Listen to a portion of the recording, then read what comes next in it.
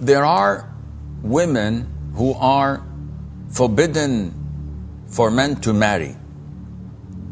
And this is easy to understand because when you read the Quran, read the Sunnah, and use your common sense and logic, you will find that this is totally acceptable. First of all, those who are prohibited to get married to, either the prohibition is for good and this is something permanent, or the prohibition is for something that might be removed and one can marry them later on. So who are those prohibited to marry for good? There are three categories. One, blood-related women.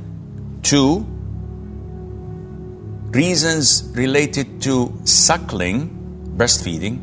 Three, reasons related to marriage. So those who are permanently prohibited to marry due to blood reasons are the mothers. So your mother, your grandmother, whether paternal or maternal, no matter how high they go up, is prohibited. Daughters, of course, this is in all religions. You can't marry your daughter or your granddaughter. Sisters, whether paternal, maternal, or fully your sister. Daughters of your brothers or your sisters. So your nieces, you cannot marry those at all. Aunts, whether paternal or maternal, you cannot marry your aunt no matter what. Of course, one would in the West say, yeah, aunts, paternal, maternal are prohibited, and their daughters, meaning cousins. No, cousins are totally permissible to marry too. And the evidence in the Quran is clear. Prohibited to you for marriage are your mothers, your daughters, your sisters, your father's sisters, your mother's sisters, these are the aunts, your brother's daughters, and your sister's daughters, and this is for the nieces. And anything else is permissible because Allah says, and legal to you are all others beyond this.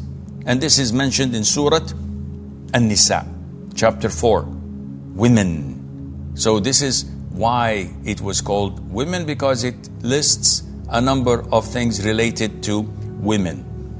First category, blood relations. Second category of prohibition of women to marry, relations through breastfeeding. And anyone related to you through breastfeeding is exactly like the blood relations.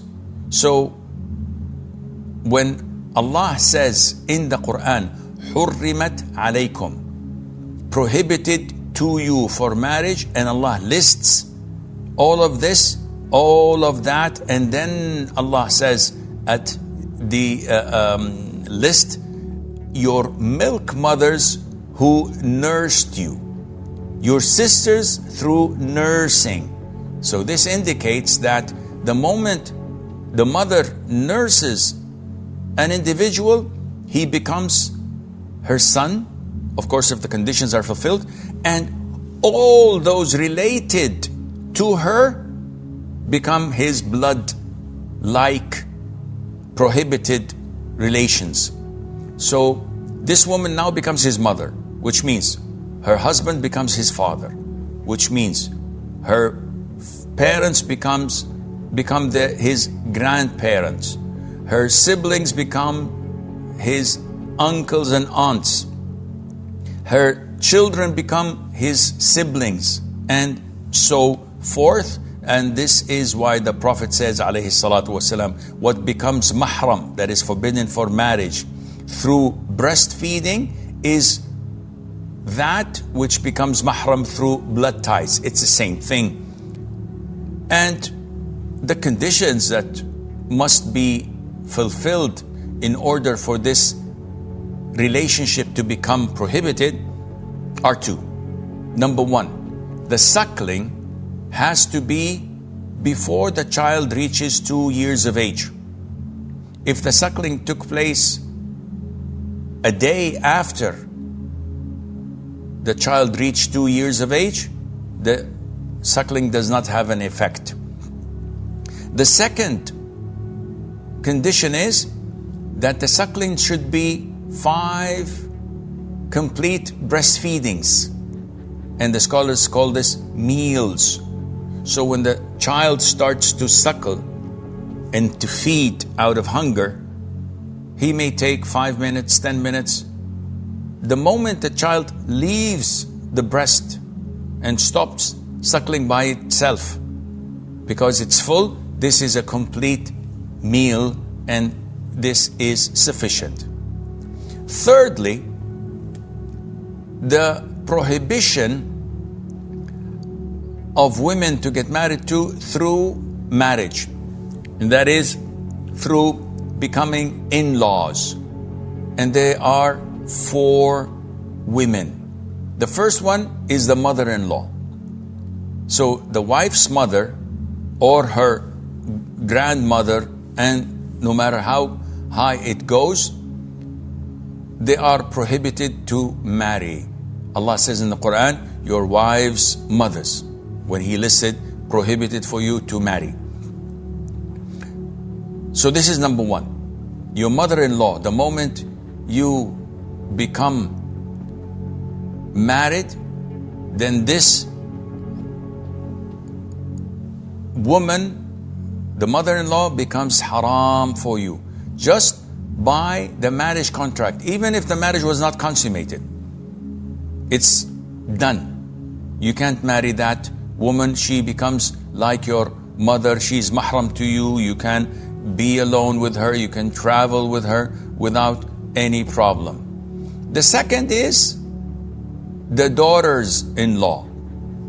If you married a woman and she has a daughter, so this stepdaughter of yours, or the stepdaughter is not the daughter-in-law, the stepdaughter of yours, the daughter of your wife whom you got married to, becomes mahram to you, but not by the marriage contract like the mother-in-law. No. Your stepdaughter, you have to consummate the marriage with the mother in order for her daughter to become mahram. But if you just married a woman, instant contract, you've never been alone with her, and then you divorced her, there's no problem in marrying her daughter. This is very hypothetical, but it can happen in some societies, in some cases, and Allah is the most wise for allowing this to happen. Allah says in the Quran, and your stepdaughters under your guardianship, born of your wives unto whom you have gone in, meaning consummated the marriage.